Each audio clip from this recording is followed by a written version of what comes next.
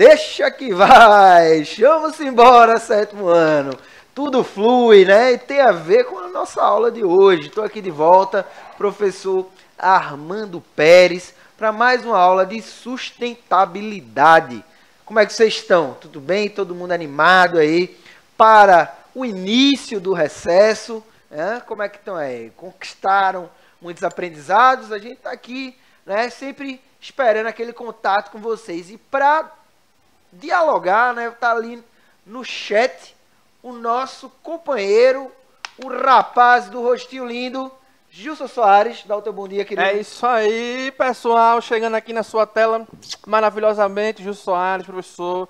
Rostinho lindo, maravilhosamente. Vamos agora dialogando essa última aula antes do recesso. Sei que vocês estão aí ansiosos pelo recesso. Tá chegando. Calma, última semana. E vamos dialogar hoje sobre sustentabilidade, pessoal. Vamos embora. E o tema da aula de hoje é superfícies líquidas, né? Então, superfície líquida parte 1. Você já sabe que daqui a pouco, lá no futuro, a gente vai ter a parte 2. Então, fica no aguardo. Eu estou aqui com Gisela também, que está fazendo a tradução para as libras, deixando nossa aula bem mais acessível, beleza? Vamos começar, ó. Mas, professor, é líquido? Como é que é superfície líquida? Observe isso aí, ó. E aí? Tem imagem apaixonante, viu? Não é, não? Ô, rapaz. Não parece que é uma superfície mesmo, né? É uma superfície líquida. Por quê? Porque a gente tem os estados da matéria. A gente tem o sólido, né? E a gente tem o líquido também. Então, a superfície líquida, quando a gente está falando de superfície líquida, a gente está falando, né, dos corpos hídricos, a gente está falando do mar, a gente está falando do oceano, a gente está falando das lagoas, das lagunas, né, dos rios. A gente está falando de todo o sistema, né, da hidrosfera. Vocês já ouviram falar na hidrosfera? Então, a hidrosfera é justamente, né, todos os aspectos que envolvem a água, né, no seu estado sólido, líquido e gasoso. Lembrando que também tem as geleiras, a gente vai ver tudo isso aí.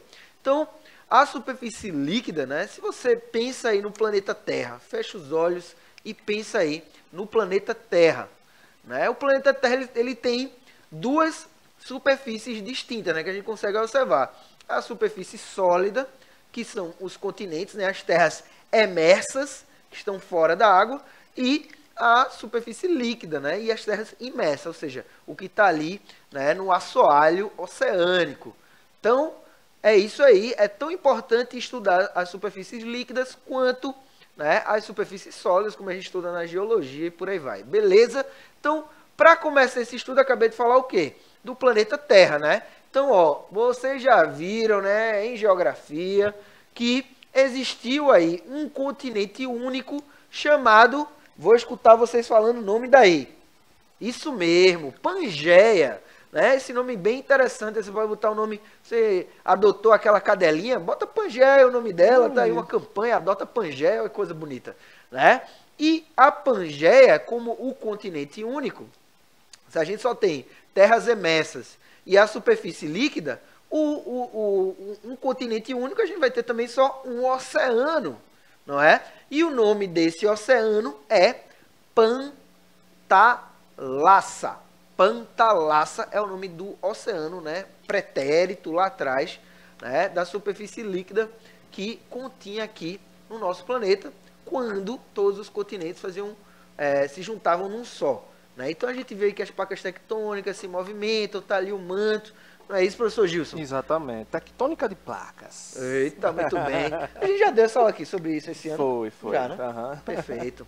Vamos embora. Então aproveita para recordar. E aí eu pergunto a você, já que é para recordar, eu trago aqui uma perguntinha para ver aí como é que vocês estão, não é? Vocês lembram, vocês sabem o nome dos oceanos? Alguém aí sabe o nome de todos os oceanos que a gente tem? Quantos são os oceanos, hein?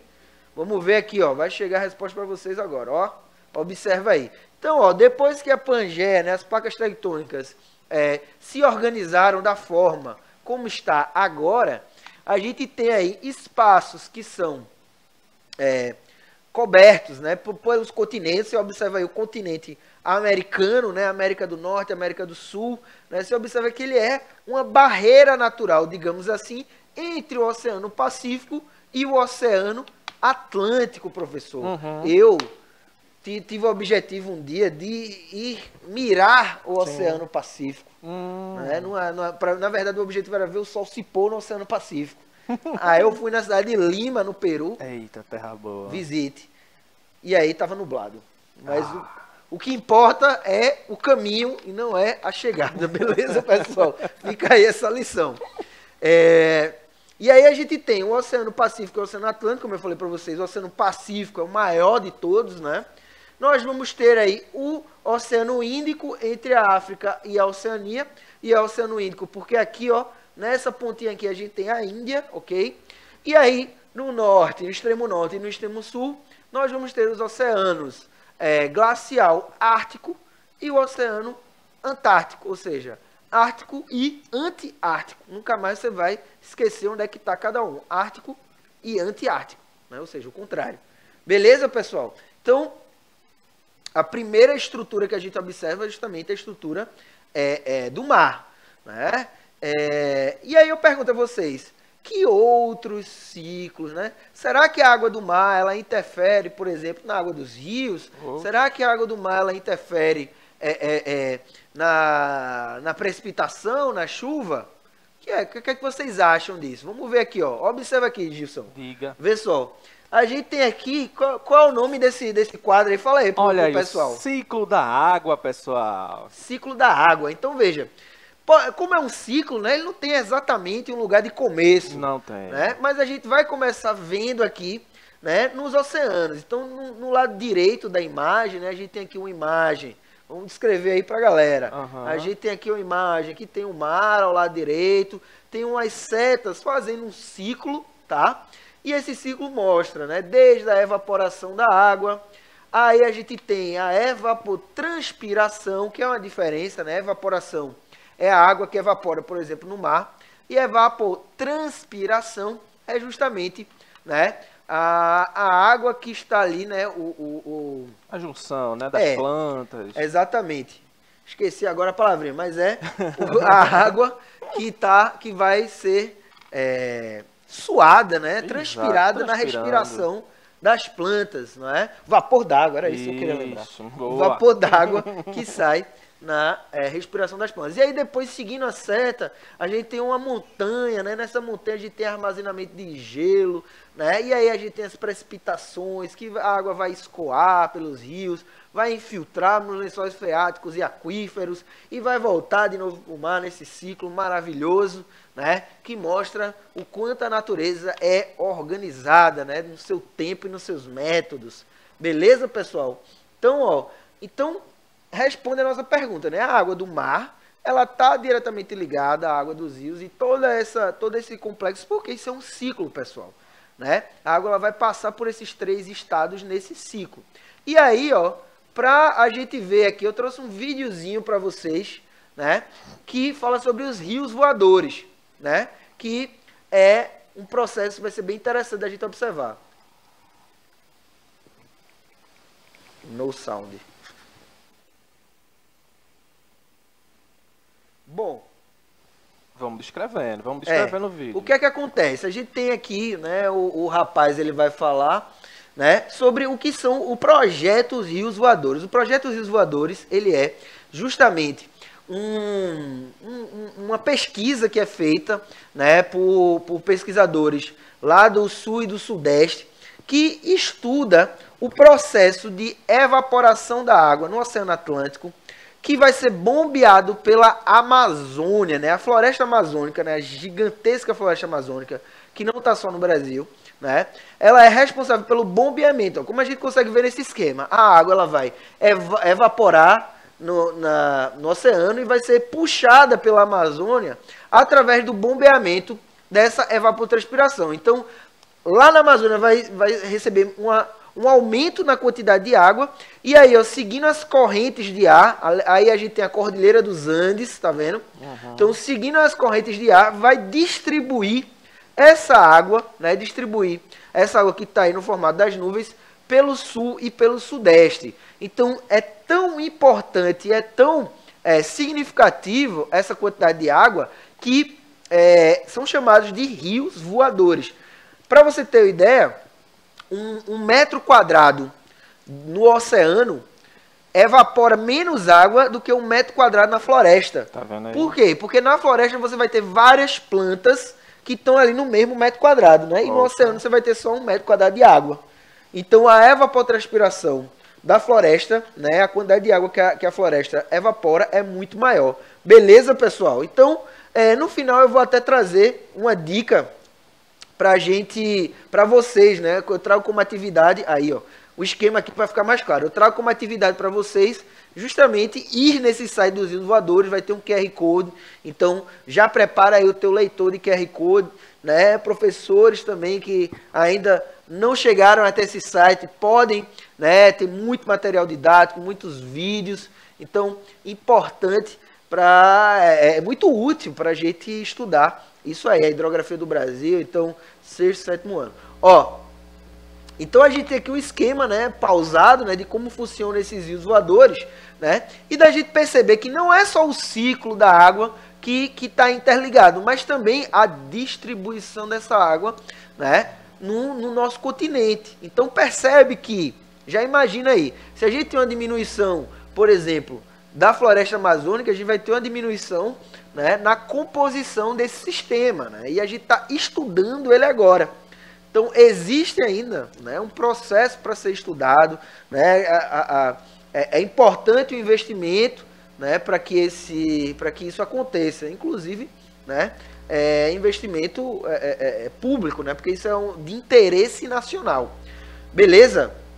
Então, perceba que o problema da Amazônia, né, o desmatamento da Amazônia, ele não afeta somente a região amazônica. Ele vai afetar o regime de chuva, por exemplo, no Cerrado. A gente já falou do Cerrado aqui, né? No Cerrado, que é a chamada caixa d'água do Brasil. Beleza, pessoal? Deu para seguir aí? Então, esse vídeo tá lá, né, no site Rios Voadores, a gente vai ver no final. Distribuição da água no mundo. Presta atenção nisso aqui, professor. Toda vez que eu olho para esse gráfico, eu fico, né, assim, estarrecido. Né? Como a gente não valoriza o que a gente tem, né? Porque, veja, aqui a gente tem uma imagem com 2 gráficos, aquele formato pizza, tá? Vamos analisar primeiro o de baixo, que está aqui embaixo. Nós temos o quê? 97% da água no mundo é água salgada. Então, veja, a gente tem 100%, né, porcentagem. Nós temos 100%. Desses 100%, que é o todo, 97% é de água salgada.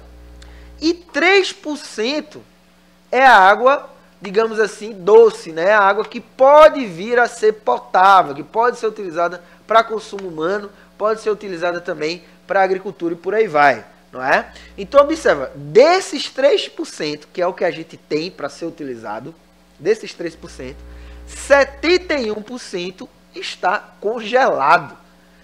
Então, 71% da água está congelada, ou seja, não é tão acessível assim. Existem países, né, que a forma como eles captam água é justamente do derretimento das geleiras.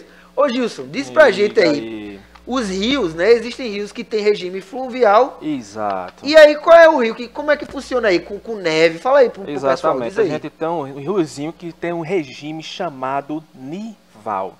Quando você ouvir falar que o regime do rio ele é nival, esse rio tem ali o seu aumento do volume das águas proveniente dos derretimentos de geleiras. Aí você diz, professor, tem algum rio desse aqui no Brasil?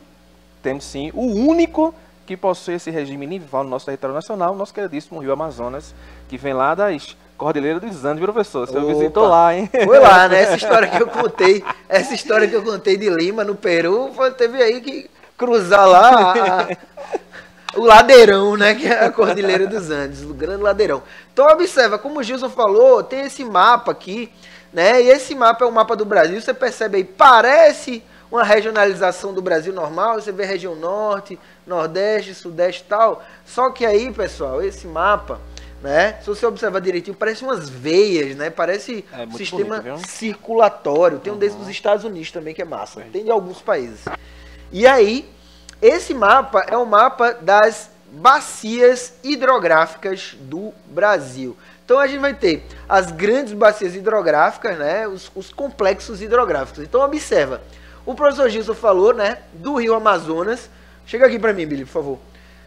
Essa região aqui, ó, é toda a bacia hidrográfica do Rio Amazonas. E aí, professor, o que é bacia hidrográfica, rio, como é que funciona isso? Veja, uma bacia hidrográfica é composta não só pelo rio principal, que no caso vai ter o nome de Amazonas, lá no encontro das águas, né? O encontro das águas entre o Rio Negro e o Rio Solimões vão se juntar para virar o Rio Amazonas. Então, observe, todos os tributários, essa área aqui, ó, veja, que tem até que o Mato Grosso e tal, vão ser só vertentes, ó, o rio, esses tributários, né, os afluentes, vão todos verter para o curso principal, que é o que dá nome à bacia hidrográfica, que é a bacia hidrográfica do Rio Amazonas. Aqui à direita, ó, vou mostrar só essa aqui, ó. Observa essa vermelha aqui. Opa! Joga na tela aí, Billy. Muito bem. Essa vermelha justamente aquela que é a famosa aqui, né? A mais importante para nós, que é a bacia hidrográfica do Rio São Francisco. Né? A bacia hidrográfica do Rio São Francisco, que nasce lá na região sudeste e deságua no Oceano Atlântico, como dizia a canção do Luiz Gonzaga, né? O Rio São Francisco vai bater no meio do mar. Por quê? Porque ele nasce lá no sudeste e vem vertendo, ó, e deságua ali entre Alagoas e Sergipe, né? Grande Piaçabuçu, né, professor? Terra boa, viu? Piaçabuçu. Eu gosto. Ei, minha geografia. Vamos embora. Ó, e como será? Então, já que a gente viu toda essa complexidade que a gente tem aí, né, todas essas questões relacionadas a essas dinâmicas, né? Isso a gente deu uso, né? A gente passou a dar uso, né? Porque todos os seres vivos, sejam plantas, né? Até as rochas precisam da água também para fazer seus processos de transformação, né? A gente dá uma utilidade para a água é fundamental para a vida, né? Não só humana, mas de outros seres vivos. Então, qualquer alteração, qualquer mudança, qualquer intromissão, digamos assim, nesse ciclo, vai gerar também, né, uma intromissão, vai gerar também uma mudança, né, para toda uma cadeia de vida que, como vocês escutam desde pequenininhos, desde pequenininhas, né, água é vida. Então, para toda essa cadeia de vida, seja animal, seja vegetal, né, a gente vai ter um impacto. Né? E aí eu pergunto, como será que estamos cuidando das nossas águas? Né? Vamos refletir aqui, ó, observa. Eu tenho aqui um primeiro videozinho, esse vídeo não tem som, né, só para a gente observar a imagem. Então, no vídeo eu tenho a imagem, né, de um esgoto, né, sendo debitado no rio, né, sendo adicionado ao curso de um rio, ou um rio encanado, talvez. Pode ser também. Pode ser um rio que foi encanado, acontece muito isso, né, a canalização dos rios. Então, deixa eu voltar aqui. Nesse rio, nós temos uma espuma branca, eu acho que é um rio que foi canalizado mesmo. Tem uma espuma branca saindo dele aí, que não tem uma característica muito convidativa para se tomar um banho, né? Nem, muito menos para beber, né? Então, a água, ela é responsável, né? Na nossa cidade, observa aí, né? A água, ela é responsável pelo que na cidade? Pelo que a água é responsável na sua casa, por exemplo? Né? A água, ela é responsável justamente por levar, né? Você toma aquele banho, né? Chega em casa, sai da escola, aí vocês estão vendo a gente na escola. Hoje nem tanto, né? Tá meio nublado, assim, mas aqui em Recife tem sempre esse calorzinho, né? Que aquece a gente.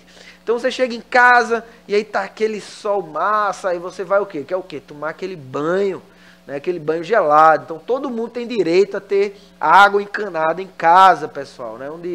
Uma questão de cidadania, não é um privilégio, né? É um direito que todo mundo deveria ter. Né? Então, para tomar aquele banho gelado, né? Quando tá lá lavando a louça, depois do almoço, né? Massa, fica tudo limpinho.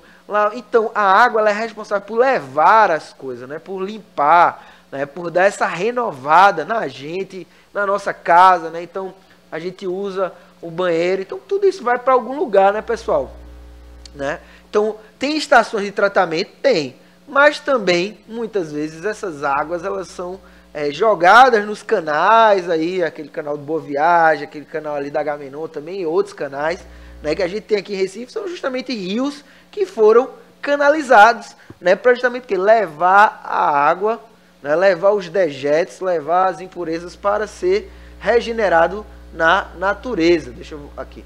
Pronto, para ser regenerado na natureza, tá? E aí a gente tem outros impactos, né? Por exemplo, nós temos os impactos aí dos resíduos sólidos, você consegue observar na imagem da esquerda aí, uma sandália daquela fofinha de uma marca aí, né, que eu não vou, ela não está me pagando, não vamos fazer não propaganda. Está me pagando para fazer essa propaganda, né? Nós temos também garrafas PETs aí também, isso é tudo imagem do Canva, né? Então eles já pagam lá esses direitos autorais aí, né? E abaixo eu tenho também uma imagem de fumaça. Aí, professor Gilson, vamos fazer essa contextualização. Uhum. Como é que a fumaça ela impacta na água, professor? Oxe, rapaz. Diz aí pra gente. Tem uma chamadazinha chuva ácida, que é comum de acontecer nos grandes centros urbanos, também é comum acontecer principalmente perto de indústrias, fábricas. Quando é uma indústria que trabalha com a questão nuclear, aí pronto, aí quer desmantelo total. Tem outra questão também, professor, nessa imagem, você vê ali, ó, tá vendo? Um tênisinho velho, um sapato, tem a garrafa.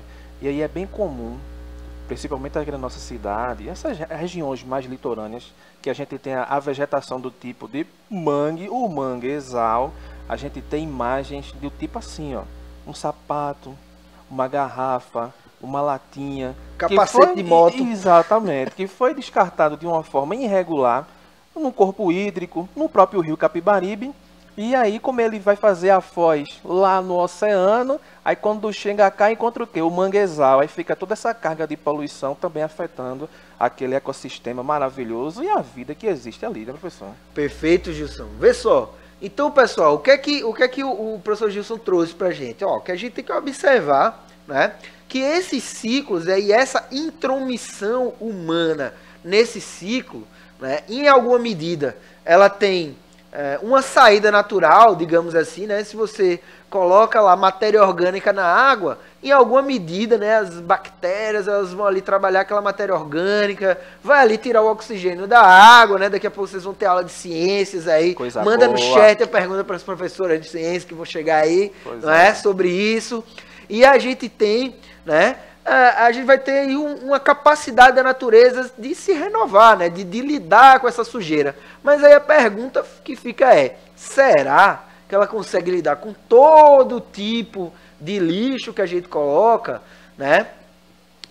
Como eu falei para vocês, a água ela tem esse poder, né? Ela dá a gente, né, essa capacidade de renovação, de limpeza, não é? Até no nosso próprio corpo, a gente toma água e aí vai filtrando, né, nossos rins trabalhando. Então veja como a gente também é um sistema, né? Então, por exemplo, quando a gente fala de agrotóxicos, né, existem várias pesquisas, né, que mostram que a água que a gente consome em casa já vem cheia de agrotóxicos, minha gente. Então, observa que cuidar das nossas águas, né, essa foi a pergunta que eu coloquei, como estamos cuidando das nossas águas, envolve a gente tomar consciência desses ciclos. Exato. Né? Por quê? Porque quando é uma questão econômica, né, quando a gente consome, a gente não consumir determinadas coisas, a gente não utilizar determinados produtos, é uma forma também de tentar agir ali, né, de tentar agir politicamente ali, né, de se posicionar. E o agrotóxico ainda vai além, porque tem até a questão das águas subterrâneas. O agrotóxico, meu amigo, tem que ter uma aula só para falar dele, uma aula só para falar deles, né, do impacto deles no ciclo natural mesmo, né? Então, lembra que a gente viu o ciclo da água, então o agrotóxico ele acaba gerando resíduos em todas as partes daquele ciclo, beleza? Olha o tempo. Porque não são elementos naturais, né? Então, a natureza ela tem dificuldade de trabalhar aquela lei, de transformar. Então, ó, como eu falei para vocês, a sugestão da atividade de hoje, você vai escanear aí esse QR Code, né, que vai levar vocês para o site do projeto riosvoadores.com.br. Né? Esse projeto Rios Voadores, aí lá tem mapas, tem vários vídeos, tem artigos para vocês lerem. Então, é uma fonte muito rica de pesquisa. E aí eu deixo como atividade, né, para vocês ficarem curiosos. O vídeo não rolou o som, mas você pode ir lá assistir aquele vídeo também, tem outros. Beleza, pessoal? Professor Gilson, Diga. até breve, dê aí o Pois seu recado é, final né? para os alunos e alunas. Um ótimo recesso aí, pessoal. Nos vemos após o recesso. Um beijo do rostinho lindo. Beleza, Gilson. Obrigado pela parceria sempre. Pessoal de casa, vou aqui deixar, né, um forte abraço para vocês. Que vocês possam manter aí o ritmo quando voltar. Descansa, que é para voltar melhor. Observar aí o que deu certo e continuar fazendo. E ver o que não deu tão certo. E buscar sempre se aperfeiçoar individualmente. Beleza? A melhor avaliação que você faz é você consigo mesmo. Tudo bem, pessoal? Então, eu me despeço agora de vocês. Até o futuro e tchau, tchau.